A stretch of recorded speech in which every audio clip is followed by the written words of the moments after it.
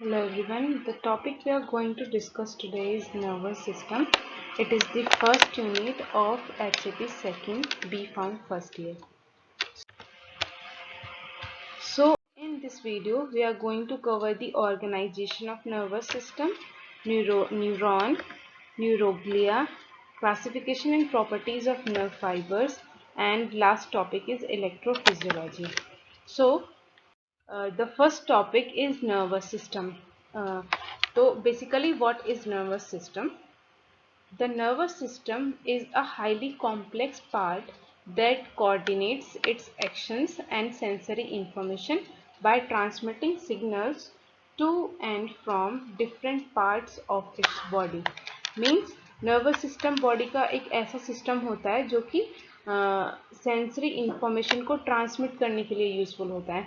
मतलब कि जितने भी मैसेज ट्रांसफ़र होते हैं हमारी बॉडी में या फिर जो भी इंफॉर्मेशन ट्रांसफ़र होती है बॉडी में, मैसेज ट्रांसफ़र होते हैं, उसके लिए कौन रिस्पॉन्सिबल होता है? नर्वस सिस्टम रिस्पॉन्सिबल होता है। If we talk about the organisation of nervous system, nervous system is divided into two parts. First is central nervous system, that is also known as CNS, and second one is peripheral nervous system. So central nervous system is further divided into brain and spinal cord, whereas peripheral nervous system is further divided into motor neurons and sensory neurons. Now motor neurons is further divided into somatic nervous system and autonomic nervous system. So in this chart, if we talk about the nervous system, central nervous system को further divide करा गया तो two parts में, brain and spinal cord, ये दोनों मिलके हमारा CNS बनाते हैं। ब्रेन का फंक्शन क्या होता है, स्पाइनल कॉर्ड का फंक्शन क्या होता है? Brain receives and processes sensory information, initiate response, stores memories, generate thoughts and emotions.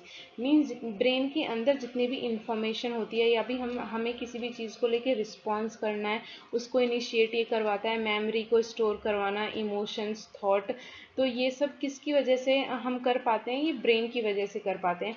Brain in सारी एक्टिविटीज़ के लिए रिस्पॉन्सिबल होता है। If we talk about the function of spinal cord conducts signals to and from the brain, controls reflect activities. तो spinal cord क्या करवाता है? Signals को कंडक्ट करवाता है।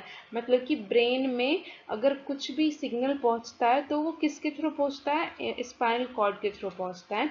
और सेकंड फंक्शन इसका रिफ्लेक्स एक्टिविटीज़ को भी कंट्रोल करवाना होता है।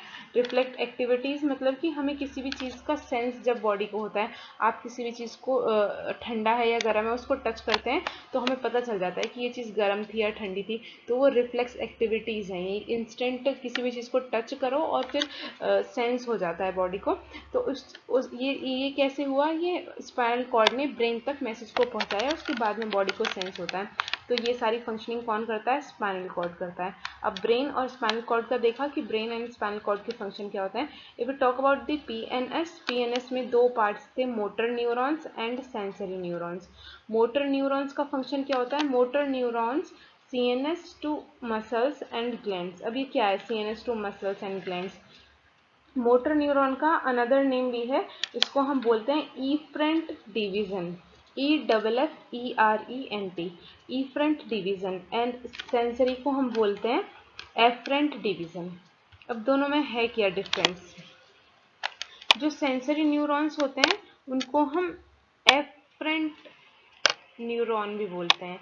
एफरेंट को अगर आपको लर्न करना है तो AC ऐसे लर्न करो, AC, A से एफरेंट एंड C से नर्वस, सेंट्रल नर्वस सिस्टम। तो सेंसरी न्यूरॉन्स का फंक्शन होता है कि ये किसी भी मैसेज को CNS तक पहुंचाने का काम करते हैं। ठीक है, अब आती है मोटर न्यूरॉन्स की बात। मोटर न्यूरॉन्स को हम इफ्रेंट भी बोलते हैं, ई से स्टार्ट होता है ये इफ्रेंट। इफ्रेंट का काम क्या होता है कि जब पहले सेंसरी न्यूरॉन ने पहले मैसेज को CNS ब्रेन तक पहुंचाया, अब ब्रेन से पहुंचाने के बाद में दोबारा उस पर्टिकुलर ऑर्गन तक वो मैसेज जाता है। सपोज सेम एग्जांपल लें कि हमने किसी भी चीज़ को किसी भी ठंडी चीज़ थी या गर्म चीज़ थी उसको टच किया, तो क्या हुआ कि सबसे पहले हमारी जो न्यूरोट्रांसमीटर्स होते हैं उन्होंने क्या करा किसी भी ऑर्गन से या जो भी ऑब्जेक्ट है वहाँ से मैसेज को पहुँचाता है वो ब्रेन तक। तो मैसेज को ऑब्जेक्ट से ब्रेन तक पहुंचाने का काम हुआ सेंसरी न्यूरॉन्स का। अब दोबारा से क्या होता है, ब्रेन सिग्नल देता है और फिर हमें पता चलता है कि वो चीज़ गर्म थी या ठंडी थी। तो फर्दर ब्रेन से उस पर्टिकुलर ऑर्गन तक, ग्लैंड तक या ऑब्जेक्ट तक, किसी भी सब्जेक्ट तक जाने का काम कौन करता है, मोटर न्यूरॉन करता है। अब मोटर न्यूरॉन को भी फर्दर डिवाइड करा गया somatic nervous system and autonomic nervous system. Somatic nervous system ये वो नर्वस सिस्टम होता है जो कि कंट्रोल करता है हमारे वॉलेंटरी मूवमेंट्स को। वॉलेंटरी मूवमेंट्स मीन्स जो कि सेल्फ कंट्रोल होते हैं, जैसे कि चलना, बोलना। तो ये सारी चीज़ें क्या है, सेल्फ कंट्रोल है ये। इसको कौन कंट्रोल करके रखता है, somatic nervous system. Autonomic nervous system की बात करें तो ऑटोनॉमिक नर्वस सिस्टम कंट्रोल करता है हमारे इनवॉलेंटरी रिस्पॉन्सेज को, मीन्स जो कि हमारे कंट्रोल में नहीं होते। For example heart beat, respiration, sneezing, vomiting, तो ये सारे हम कंट्रोल नहीं कर सकते। ये इस पूरी एक्टिविटीज़ को कौन कंट्रोल करता है, हमारा ऑटोनॉमिक नर्वस सिस्टम। अब autonomic nervous system further divided हुआ सिंपैथेटिक डिवीजन में and second is parasympathetic division में। पैरासिम्पैथेटिक में कौन सी आती हैं, फाइट और फ्लाइट। ट्रिपल एफ रिस्पॉन्स होता है, फियर, फ्लाइट एंड फाइट। तो उसमें कौन सा नर्वस सिस्टम एक्टिवेट होता है, हमारा सिंपैथेटिक डिवीजन जो होता है वो एक्टिवेट होता है। वो हमारी बॉडी को डिसाइड करवाता है कि हमें किसी भी अगर सिचुएशन है उससे हमें फाइट करना है या फिर फ्लाइट करना है। उस चीज़ से हमें फाइट करने का मतलब उस चीज़ से हम लड़ रहे हैं, या फ्लाइट का मतलब है कि उस चीज़ से हम भाग रहे हैं। तो ये सारा डिवीज़न, जो ये सारी एक्टिविटी हैं या फिर ये जितनी भी एक्टिविटी हुई हमारी किसी भी सिचुएशन को लेके, तो उसके लिए उसको कौन डिसाइड करता है, हमारा सिंपैथेटिक डिवीजन जो होता है वो रिस्पॉन्सिबल होता है इस चीज़ के लिए। सेकंड इज पैरासिम्पैथेटिक रेस्ट और डाइजेस्ट। ये वो डिवीजन होता है जिसमें कि जब हमारी बॉडी रेस्टिंग पोजीशन पे होती है तो डाइजेशन का प्रोसेस इंक्रीज हो जाता है। तो ये सारी रिस्पॉन्सिबिलिटीज़ किसकी होती हैं, रेस्ट एंड डाइजेस्ट में। रेस्ट और डाइजेस्ट मीन्स रेस्ट पे जितनी भी एक्टिविटीज़ इनिशिएट होती हैं बॉडी में, उस चीज़ के लिए कौन रिस्पॉन्सिबल होता है, पैरासिम्पैथेटिक डिवीजन।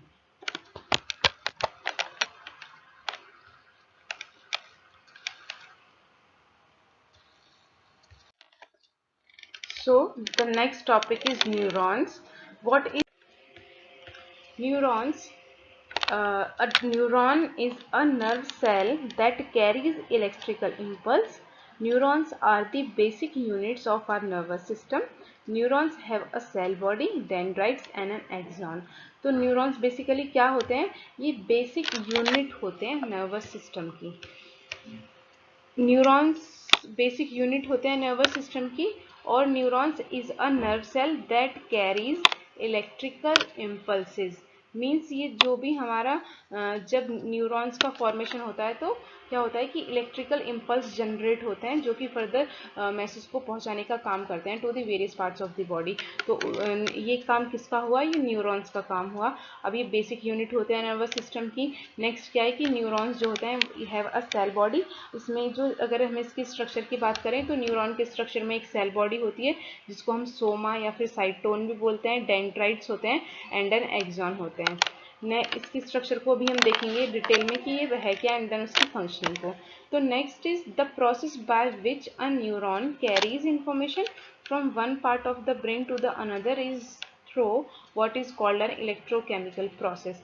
तो जो ये प्रोसेस होता है मैसेज को ट्रांसफर करने के लिए from one part of the brain to the another part to the whole body या फिर another part of the brain, वो किसके थ्रू होता है, इलेक्ट्रोकेमिकल प्रोसेस होता है। ये प्रोसेस जो होता है इसमें दो प्रोसेसेस कंबाइन है जिसको बना के पूरा जो मैसेज है वो ट्रांसफर होता है।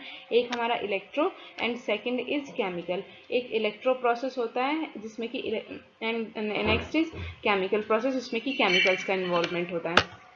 Next is the electro part happens in the neuron itself. जो इलेक्ट्रो पार्ट की प्रोसेसिंग होती है वो न्यूरॉन्स में होती है and chemical parts happen at the junction between two neurons called the synapse. अब जो केमिकल पार्ट होता है हमारा वो कहाँ पे होता है, साइनेप्स में जाके होता है बिटवीन दी टू। अगर हम साइनेप्स की बात करें तो साइनेप्स क्या होता है, सपोज ये हमारा एक न्यूरॉन है, ये एक न्यूरॉन हुआ हमारा और दूसरा न्यूरॉन ये है।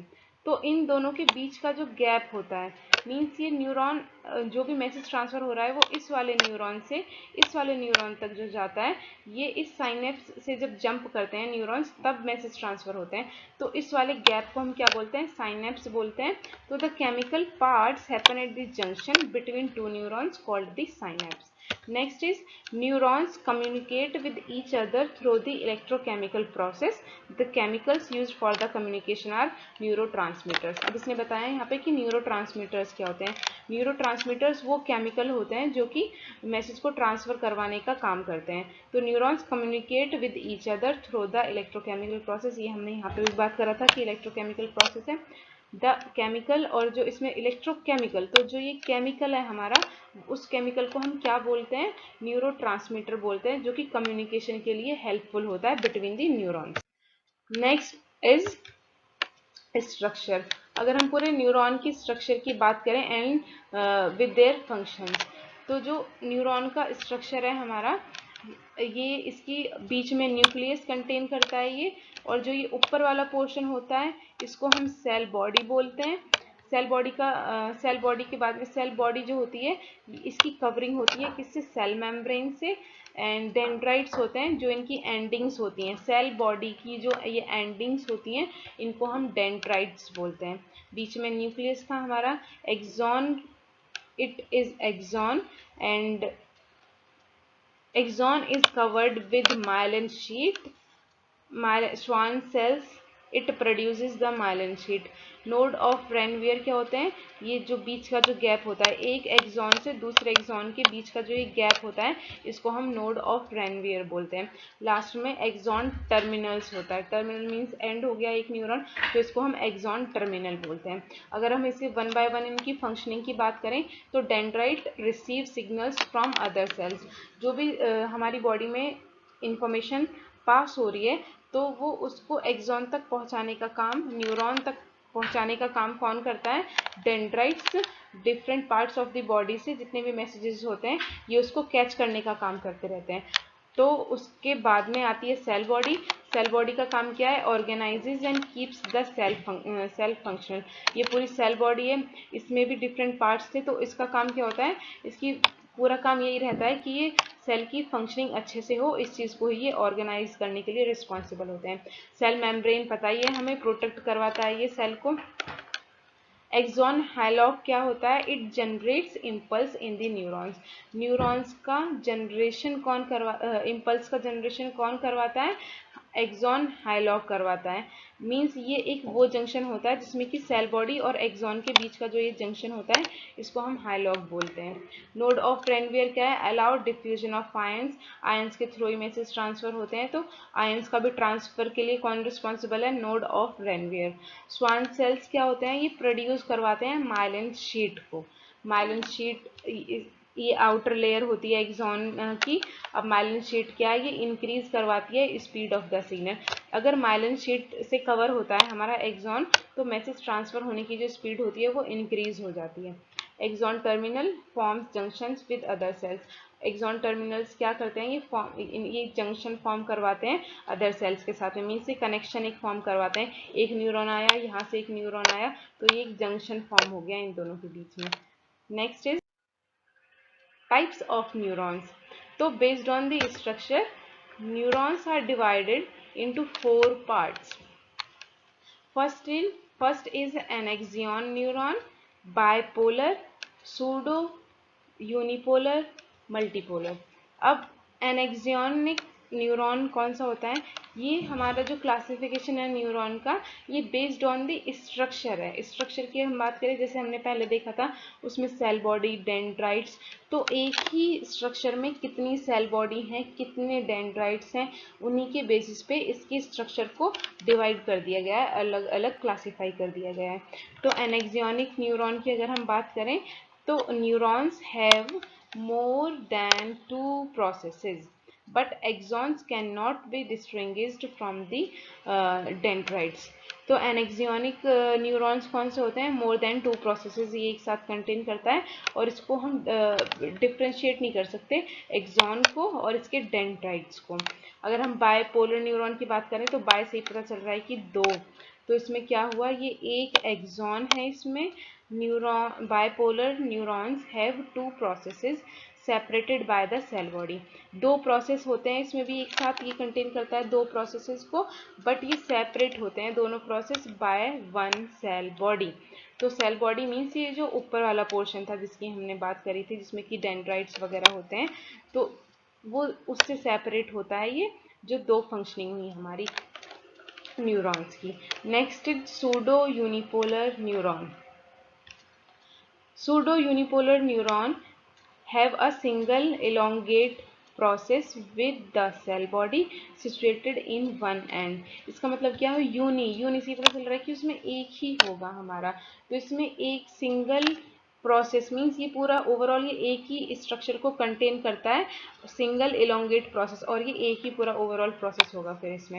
Next is multipolar. मल्टी से पता चल रहा है कि दो चीज़ों को ये कंटेन करेगा एक साथ में, तो multipolar neurons have more than two processes, there is a single axon and multiple dendrites. Axon तो हमारा ये एक ही है, बट इसमें ये मल्टीपल डेंड्राइट्स कंटेन करता है, multipolar neurons. Next slide is about neuroglia cell, जिसको हम ग्लिया भी बोलते हैं या फिर ग्लियल सेल्स भी बोलते हैं। अब ये कौन से सेल्स होते हैं, glia also called glial cells और neuroglia are non-neuronal cells in the CNS and the PNS that do not produce electrical impulse। तो ये होते नर्वस सिस्टम के ही सेल्स हैं हमारे, बट ये इलेक्ट्रिकल इम्पल्स को जनरेट करवाने के लिए यूजफुल नहीं होते, मीन्स ये मैसेज को ट्रांसफर करवाने के लिए यूजफुल नहीं होते। तो इनका फंक्शन क्या है, दे मेंटेन होम्योस्टैटिस, मीन्स ये प्रॉपर बॉडी की फंक्शनिंग हो हमारी उस चीज़ के लिए, उस चीज़ को मेंटेन करने का काम करते हैं। Form myelin sheath. Myelin sheath अभी हमने पीछे की स्लाइड में देखा था कि क्या होती है, एक्सॉन की कवरिंग होती है माइलिन शीट से। अगर माइलिन शीट से कवरिंग होती है तो जो न्यूरॉन्स की स्पीड होती है, मैसेज ट्रांसफर करने की जो स्पीड होती है वो इंक्रीज हो जाती है। तो माइलिन का फॉर्मेशन कहाँ पे होता है, ग्लियल सेल्स में या फिर न्यूरोग्लिया सेल्स में होता है। And it provide the support and protection for neurons.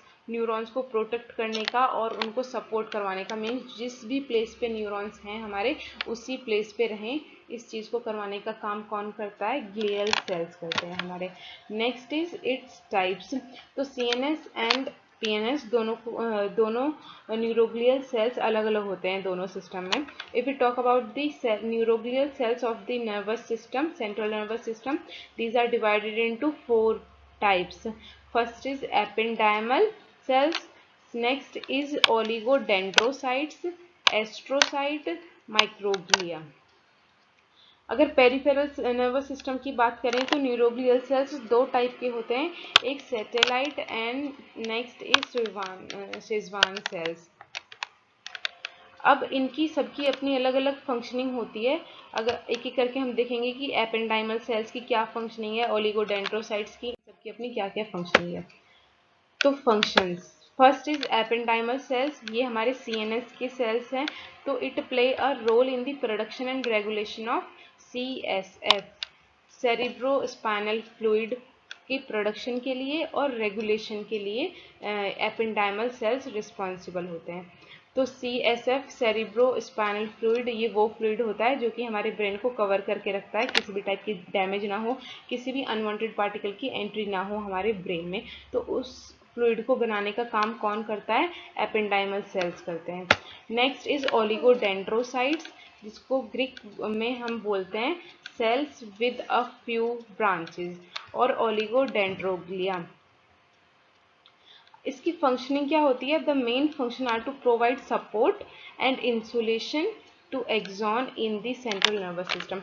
इनका फंक्शन होता है ये इंसुलेट करवाते हैं, मीन्स से जनरेट करवाते हैं इम्पल्स का, ताकि फर्दर मैसेजिंग हो सके हमारी बॉडी में।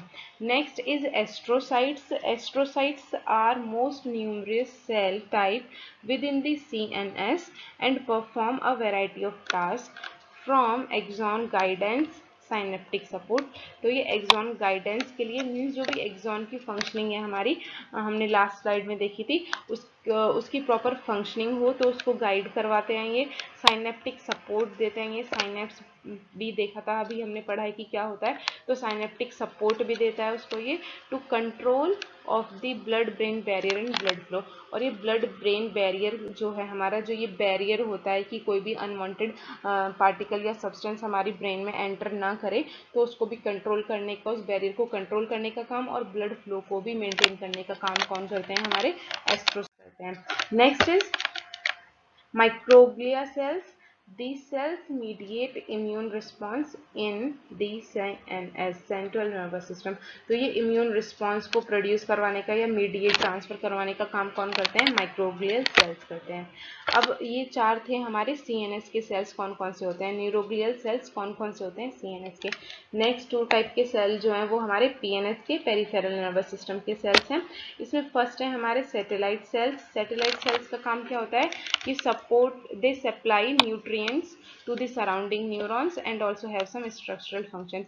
ये न्यूट्रिएंट्स प्रोवाइड करवाने का, नेबरिंग न्यूरॉन्स जो होते हैं उनको सपोर्ट, उनको न्यूट्रिएंट्स सप्लाई करवाने का काम सैटेलाइट सेल्स का होता है। और ये प्रोटेक्ट भी करवाते हैं सेल्स को।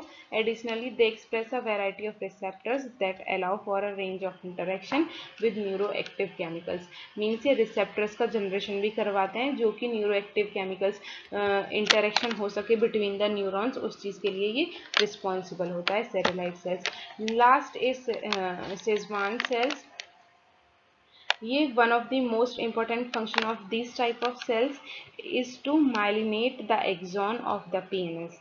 तो माइलिन अभी हमने डिस्कस किया था कि क्या होता है, माइलिनेटेड एक्सॉन को बनाने में ये काम आते हैं।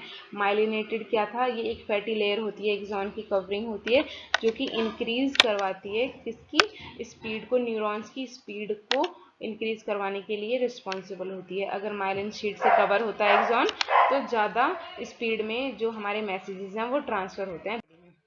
Next is classification of nerve fibres. तो based on histologically nerve fibers are divided into 2 types, myelinated and non-myelinated। Means अगर हम स्ट्रक्चर की बात करेंगे तो हमारा जो एक्सॉन वाला पोर्शन है वो ऐसा भी हो सकता है कि उसमें माइलिन शीट कंटेन करे वो, या फिर कुछ स्ट्रक्चर ऐसे भी हो सकते हैं या कुछ सेल्स ऐसे भी हो सकते हैं जो कि माइलिनेटेड शीट को कंटेन ना करे। तो उस बेसिस पे नर्व फाइबर्स को डिवाइड करा गया है दो पार्ट्स में, एक माइलिनेटेड है एंड एक नॉन माइलिनेटेड है। Next is based on the functions. Functions में जैसे हमने फर्स्ट स्लाइड में करा था नर्वस सिस्टम की कि afferent, efferent and integrative types होते हैं इसके। मीन्स एफरेंट इफरेंट के बारे में हमने पढ़ा था, सेंसरी एंड मोटर न्यूरॉन के बारे में क्या क्या होते हैं ये। और इंटीग्रेटिव इसमें पार्ट होता है कि जो इन इंटीग्रेटिव का फंक्शन क्या होता है, इन दोनों के बीच की कनेक्शन जो करवाता है वो इंटीग्रेटिव पार्ट करवाता है। मीन्स इन दोनों का ट्रांसमीटर कौन होता है, इंटीग्रेटिव पार्ट होता है उसका। Next is based on the type of the neuro transmitter, adrenergic, cholinergic, ये सारे डोपामिनर्जिक, ये सब आ सकते हैं इसमें। Based on the type of neuro transmitter, ये कैसे है कि जैसे कि न्यूरो ट्रांसमीटर्स जो होते हैं वो एक ही टाइप के न्यूरो ट्रांसमीटर नहीं होते हैं हमारी बॉडी में जो कि सारे ही फंक्शन करवा दें। हर एक्टिविटी के लिए, हर टाइप के मैसेज को ट्रांसफर करने के लिए different type of neurotransmitters present होते हैं बॉडी में। तो based on the types of the neurotransmitters, nerve fibres are classified based on the type of neurotransmitter, जिसमें कि जितने भी टाइप के न्यूरो ट्रांसमीटर्स हैं वो आप कवर कर सकते हैं इसमें, एड्रेनर्जिक, कोलिनर्जिक, दीज और all. So next is based on diameter and conduction velocity. Means हमारी न्यूरॉन की कितनी कैपेसिटी है कि वो कंडक्शन वेलोसिटी को जनरेट करवा सके, कितना कंडक्शन वो नर्व्स में करवा सकता है। तो based on this nerve fibres are classified as Gasser nerve fibres. So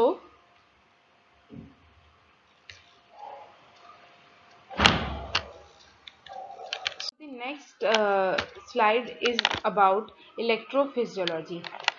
It is the last topic of this video. So electrophysiology क्या है, अगर इसको हम डिवाइड करें इलेक्ट्रो एंड फिजियोलॉजी, इलेक्ट्रो से क्या पता चलता है, तो electrophysiology is a study of electrical properties. Electro से ये आया भी इलेक्ट्रिकल, तो इलेक्ट्रिकल प्रॉपर्टीज की स्टडी। अब इलेक्ट्रिकल प्रॉपर्टीज ये किसकी बात कर रहा है, सेल्स एंड टिश्यूज की इलेक्ट्रिकल प्रॉपर्टीज, उसको हम इलेक्ट्रोफिजियोलॉजी कहते हैं।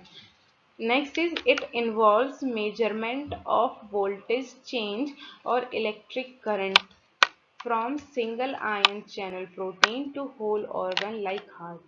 तो अगर हम बात करें हमारे न्यूरॉन्स की, वो जनरेट होते हैं, उनमें कुछ वेलोसिटी होती है, कुछ स्पीड, कुछ करंट, वो वोल्टेज प्रोड्यूस करवाते हैं। जब करंट प्रोड्यूस होगा तभी आयंस का फर्दर ट्रांसफ़र होगा। तो इस चीज़ का मेजरमेंट करना मीन्स कितने वोल्टेज से हमारा जो न्यूरॉन है या फिर सेल्स हैं वो जनरेट हो रहे हैं या फिर इलेक्ट्रिक करंट को प्रोड्यूस करवा रहे हैं बॉडी में बेस्ड। तो इसका मेजरमेंट, ना वो वोल्टेज ज़्यादा होना चाहिए ना वो वोल्टेज कम होना चाहिए। तो उसके अकॉर्डिंग भी उसको मेजर करवाने का काम कौन करता है? हमारा इलेक्ट्रोफिजियोलॉजी ये पूरा प्रोसेस है जो कि इसको मेजर करवाता है। Next is it include measurement of the electrical activity of the neuron and in particular action potential activities.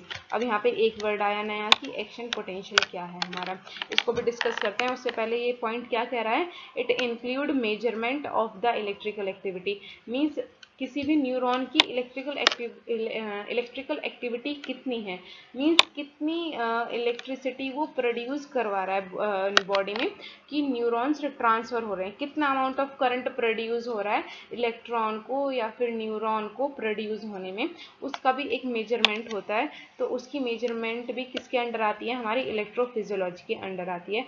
And in particular action potential activities. Action potential क्या होता है हमारा? अभी हम यहाँ पे अगर सिंपल लैंग्वेज में देखें तो क्या होता है? किसी भी सेल का पोटेंशियल एक्शन को प्रोड्यूस करवाने में, मीन्स किसी भी सेल के पास में इतना पोटेंशियल होना चाहिए कि वो जो भी उसका रेस्पेक्टिव फंक्शन है, एक्शन है, वो उसको प्रोड्यूस करवा सके। तो इसको हम बोलते हैं एक्शन पोटेंशियल। तो एक्शन पोटेंशियल कितना अमाउंट ऑफ करंट जनरेट कर रहा है न्यूरॉन, तो इन सब का मेजरमेंट कितने वोल्टेज पे हो रहा है, तो इन सब की मेजरमेंट किसके अंडर आती है? Electrophysiology. So it was all about the electrophysiology. Thank you.